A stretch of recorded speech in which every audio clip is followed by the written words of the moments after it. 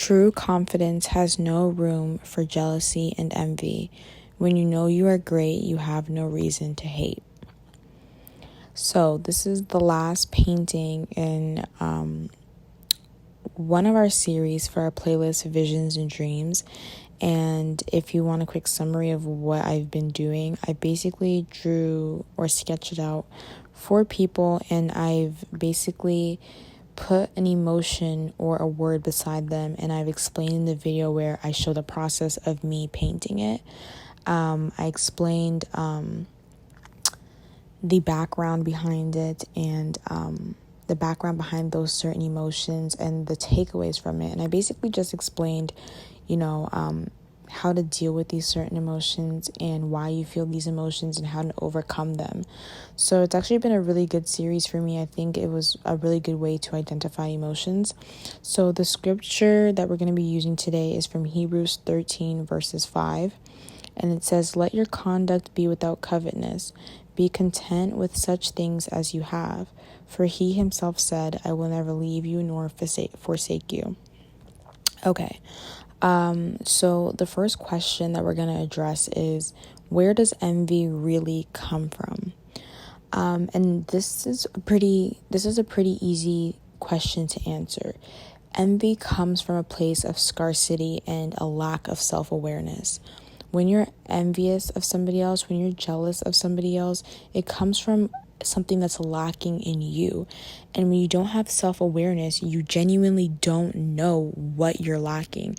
You genuinely don't have the self-awareness to soul search basically and look deep within and see, what am I lacking that I see in this person that's making me so mad, or that's making me so jealous, or that's making me want what they have? Like, what do I lack in myself that I could possibly build so that I can get rid of this emotion that I'm feeling? And scarcity is like a lack. It's feeling like you don't have enough. It's having a scarcity mindset, feeling like if I use this last $20 bill I have, it will never come back to me. This is the last of the last. Like it's the opposite of an abundance mindset. It's feeling like you're never going to have enough, right? And the last part of the verse says, "For he himself said, I will never leave you nor forsake you." It comes from a place of distrust. We don't have enough faith in the fact that God got us. We don't have enough faith in the fact that if God's telling us or moving us to spend our money in this way, or moving us to take this risk or this leap of faith, we don't have the faith in knowing that if he's sending us somewhere, if he's putting our feet in certain rooms, he's going to provide every step of the way. Where God guides us to go, he will 100% provide for us. And wherever you feel led to go, wherever you feel like is calling your name, you need to go in that direction and realize that as you move forward, you wouldn't go in that direction. You're not going to be going in that direction for no reason. You wouldn't feel a huge urge just for no reason. There's a reason for everything. And we need to realize that even if we don't figure out what that reason is just yet, we need to continue to keep going, because we will have provision.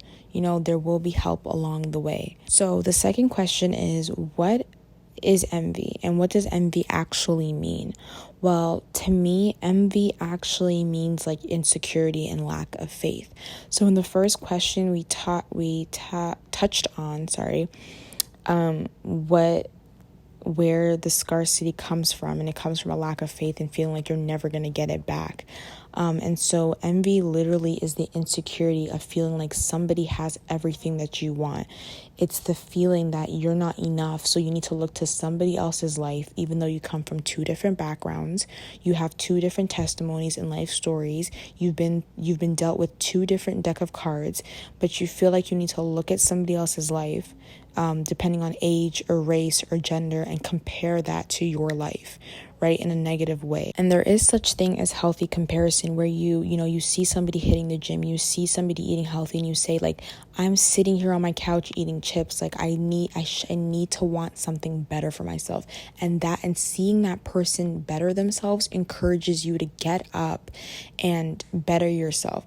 That's the positive version of it. But the negative version is seeing that person better themselves and being like, oh, they think they're all that because they're working out. Oh, they think they're better than everybody else because they're eating healthy. They probably don't even eat healthy, and all that other stuff. When that you know the voice, when that mimicky voice comes in to mock somebody, it comes from a place of insecurity. You're so insecure that they actually have the motivation to get up and work out. You're so insecure about your body so that when you see their body, you need to nitpick at things that you find are discrepancies.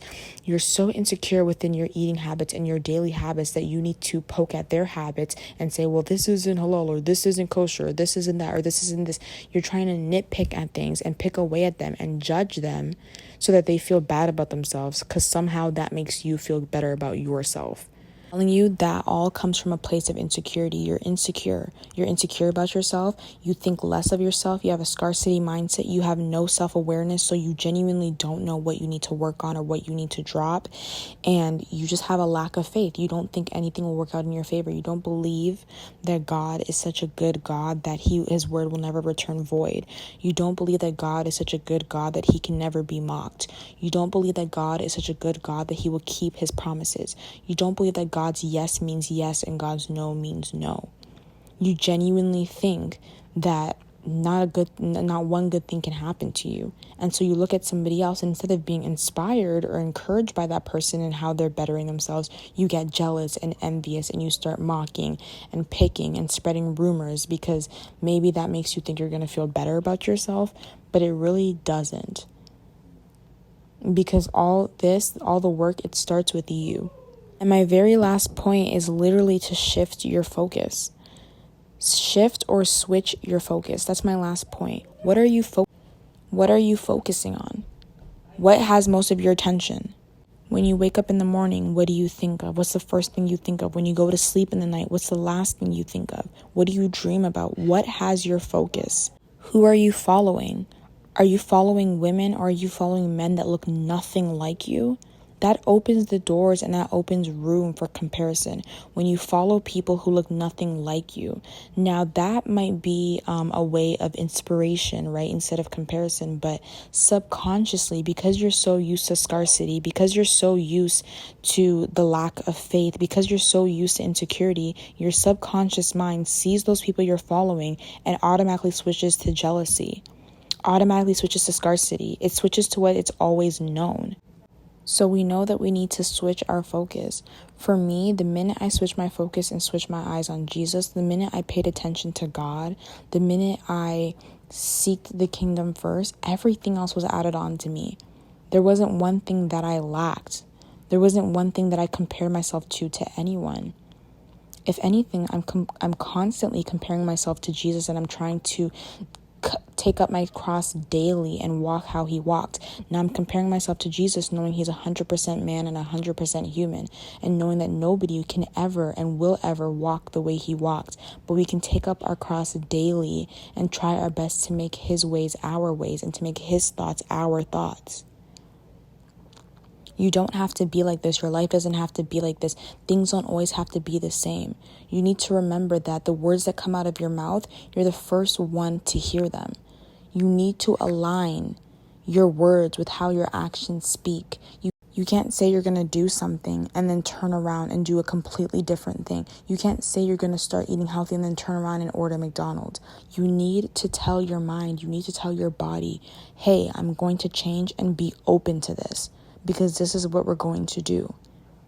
I promise you, when you focus on the right things, when you take your eyes off of other people, everything will work out in your favor.